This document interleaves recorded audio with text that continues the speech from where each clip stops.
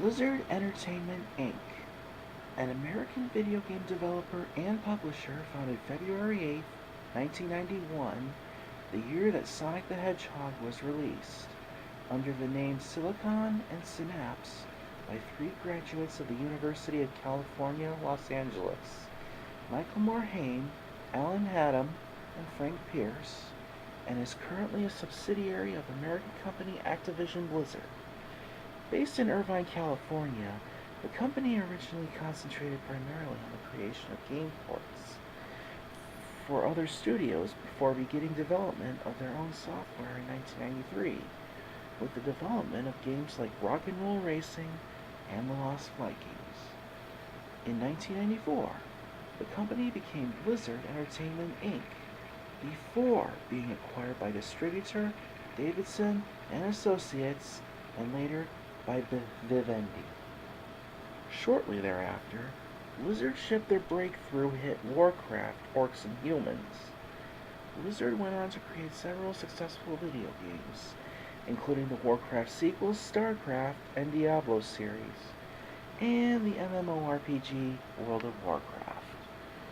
Their most recent projects include Diablo 3, World of Warcraft's 5th expansion Warlords of Draenor, the online collectible card game Hearthstone, the first expansion of StarCraft 2, Heart of the Swarm, and Heroes of the Stormstone beta. On July 9, 2008, Activision officially merged with Vivendi Games, culminating in the inclusion of the Blizzard brand name in the title of the resulting holding company. On July 25, 2013, Activision Blizzard announced the purchase of 429 million shares from owner Vivendi. As a result, Activision Blizzard became an independent company. Blizzard Entertainment offers events to meet players and to announce games. The BlizzCon in California, United States, and the Blizzard Worldwide Invitational in other countries such as Paris, France, and Seoul, South Korea. As for those three, well, you're about to see for yourself why they are evil with a capital E. I'm Daniel Paul Moore, and I'm coming your way to tell you all why I wanted a death battle.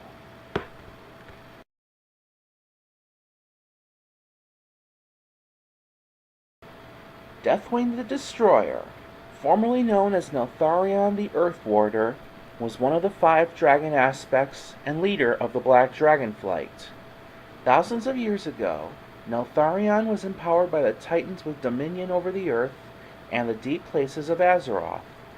However, driven mad by the old gods, he turned against the other aspects during the War of the Ancients. Among both mortals and dragons, his name became one whispered with a feeling of fear and contempt. The Black Aspect involved himself in the Second War, adopting the form of Lord Davil Prestor in order to destroy the Alliance from within. He also managed to turn his greatest enemy, Alexstrasza, into a slave of the Horde, with which he later allied himself. After a series of setbacks, culminating in his defeat at the hands of the other aspects, Deathwing retreated to the elemental plane of Deepholm to recuperate. From there, he observed his former mate Cintharia's experiments with the Twilight Dragonflight in Grim Batal. He now continues his late consort's work. Though believed dead by many, Deathwing made his return in World of Warcraft Cataclysm, the 3rd expansion to World of Warcraft, and his wrath constituted as a pre-release event known as the Shattering, which changed the world of Azeroth permanently. The world continues to reel from the effects of Deathwing's return as he flies over Azeroth to randomly cast his flame.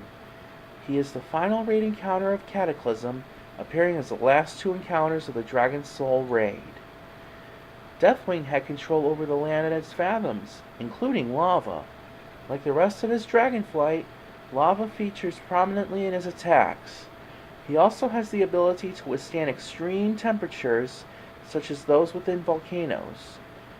After making his final stand against the heroes and fellow dragon aspects who stood in his way, the final blow to the Destroyer was delivered by Thrall with the power of the Dragon Soul.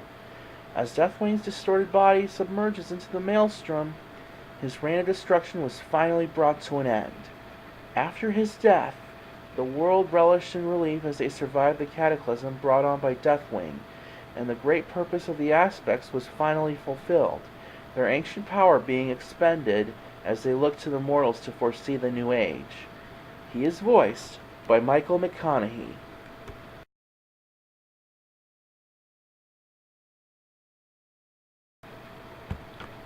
El Diabolos, the Lord of Terror, known more commonly as Diablo, is the youngest of the three prime evils as well as the main antagonist and titular character of the Diablo game series, being its namesake.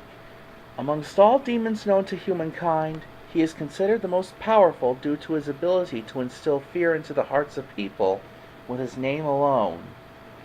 Diablo, his brothers, and their immediate underlings are said by some to have been born from the heads of the dragon Tathamet.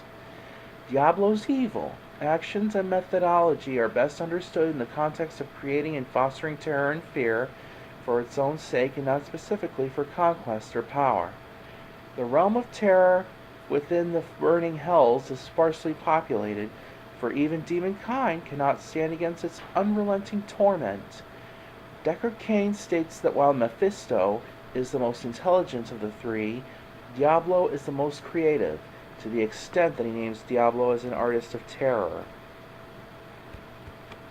Diablo and his brothers were banished to sanctuary by the lesser evils, who rose up and cast them out in frustration for seemingly abandoning the eternal conflict, although Isual states that the three in fact engineered the exile to further their own plans. The Horadrim were formed with the assistance of Tyrael to combat the threat and seal the prime evils within the Soul Stones. Diablo was the last of the three to be caught by a group of Horadrim led by Jared Cain in what would eventually become the kingdom of Condorus. The Horadrim sealed the Soul Stone deep within a cave system, then built a monastery to stand guard over the location, though their order would eventually fall to ruin. Diablo spent 2 centuries slowly corrupting the Soul Stone that imprisoned him. In time, he was able to extend his influence into the surrounding area and possess both King Leoric and his Archbishop Lazarus. The king proved too strong to fully possess, so the Lord of Terror took his son, Prince Albrecht. Diablo then began to shape an outpost of hell within the catacombs that ran beneath the town of Tristram. By spreading terror into the surrounding countryside, the demon was able to attract many heroes who came to cleanse the land of evil. By the time the strongest of these heroes, Idon, reached this goal, though, he had become fully influenced by the power of Diablo. In his twisted state, Idon believed that the only way to fully control the demon was to plunge Diablo's soul stone into his own head. This, of course, was exactly what Diablo had planned all along, as the demon now had an even stronger body to use to find his brothers and complete his ultimate plan. Diablo eventually possessed Idon and went to free his 2 brothers, Mephisto and Baal. Diablo, as Idon, met Adria the Witch, who knew immediately that Idon was possessed by Diablo and swore eternal servitude to him. Eventually, a second party of adventurers confronted Diablo and killed him. This time, however, his soul stone was destroyed in the Hellforge in an attempt to put an end to his evil permanently. Unfortunately, the destruction of his soul stone was not enough to end his evil. Upon the completion of the Black Soul Stone by Zoltan Kule, the souls of all the slain evils were drawn to the stone, including Diablo. The location of souls after the slaying of the evils is still unknown. Adria betrayed humanity by helping Diablo possess Leah, the vessel Adria bore 20 years before.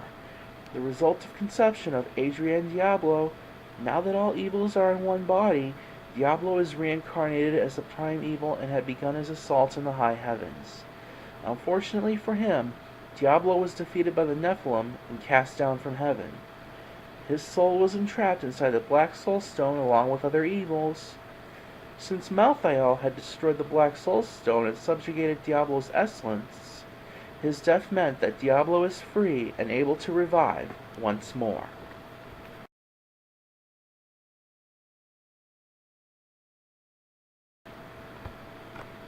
Amon, otherwise known as the Dark Voice or Fallen One, is a malevolent Xel'Naga connected to the Void.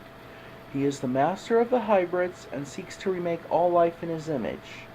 Millions of years prior to the Great War, Amon gained followers in the form of the Tal'Darim, who separated themselves from their Protoss kindred. When the Xel'Naga began uplifting the Zerg, they created the Overmind to control and direct the Hive Mind, so as to try and avoid the failure with the Protoss. But the Overmind was not given free will. It was given to an overriding directive to obliterate the Protoss. Amon had a hand in this. Amon saw the Zerg as a valuable tool, appreciating their ability to consume essence from other organisms. He thus bound them to the will of the Hive Mind, with only the primal Zerg escaping its control. While Amon ultimately planned to eliminate the Zerg, he considered the hybrids to be proof of the Zerg's success in his greater plan. He intended to enslave the Zerg and use them and the hybrids to wipe out the Terrans and Protoss. Once the hybrids were dominant, he would dispose of the Zerg and reshape all life in his own image. At some point prior to the Great War, Amon ceased to live. However, his influence on the Overmind and the Zerg swarm still remained, and work on the hybrids still continued. The Overmind was not blind to its plight. It foresaw the apocalyptic outcome of Amon, whom it called the Fallen One, was victorious. The creation of the Queen of Blades was largely the Overmind's attempt to free the Zerg and prevent that future. In the future it glimpsed at, Amon recognized the threat that Kerrigan posed. Kerrigan was reborn as the Queen of Blades after Amon's death. Because of this, while she still felt his lingering influence over her and had her personality twisted, she was effectively an individual, as opposed to the Overmind. After the Brood War, Amon's will crept into her thoughts through the mutagen within her. She quietly prepared the Zerg for 4 years as per his will. However, while Kerrigan felt his influence, Amon never directly controlled her. 4 years after the Overmind's death, Tassadar, now in spirit form, passed on the creature's vision to Zeratul, who made sure to warn Jim Raynor of Kerrigan's importance and to ensure her survival. Zeratul wondered if Amon, who he only knew as the Fallen One at the time, was a Xel'Naga. Regardless, Raynor followed through and successfully de-infested Kerrigan on Char through a Xel'Naga device, freeing her of Amon's taint. Kerrigan first became aware of Amon on Xeris, informed of his existence by the primal Zerg called Zervan. Guided by the Ancient One, she was reborn in primal form. After returning to the Koprulu sector, Kerrigan was contacted by a resurrected Alexei Stukov, now an infested Terran. He pointed her to Skyjar platform, which was producing hybrids under the direction of Dr. Emil Nerud. Kerrigan and her forces fought her way through the station, defeating Nerud's forces, which included Dominion troops, hybrids, and Tal'Darim Protoss. Eventually, she found her way to the Xel'Naga temple beneath it. There she battled Nerud, revealed as a servant of Amon. Kerrigan defeated the shapeshifter, but in his last moments, Nerud revealed that Amon was alive and would be returning soon. Although Kerrigan nearly died, she was able to glimpse into Nerud's mind before he died as well. Having initially assumed that Amon was permanently dead, she discovered that he was in fact alive. She realized that after killing Mengsk, she would have to face Amon one day, as somehow Nerud was successful in resurrecting him. Reflecting on her fight with Nerud, Stukov speculated that the Xel'Naga device used to de-infest Kerrigan may have actually had a hand in somehow reviving Amon. He noted that the original Queen of Blades had tremendous power, and that the device couldn't just simply erase it, surmising that it had to go somewhere. After defeating Mengsk on Korhal, she departed to do battle with Amon. Amon returned, hellbent on setting the galaxy ablaze and remaking it as he saw fit. This was the culmination of a plan he had set into motion millions of years ago. He made his presence known to the Protoss in the midst of the Golden Armada's attempted reclamation of Aiur. He was able to corrupt the Kala. Afterwards, he led his hybrid forces in a galactic assault. He also possessed control of some Zerg, and was also served by the Terran Shadow Corps.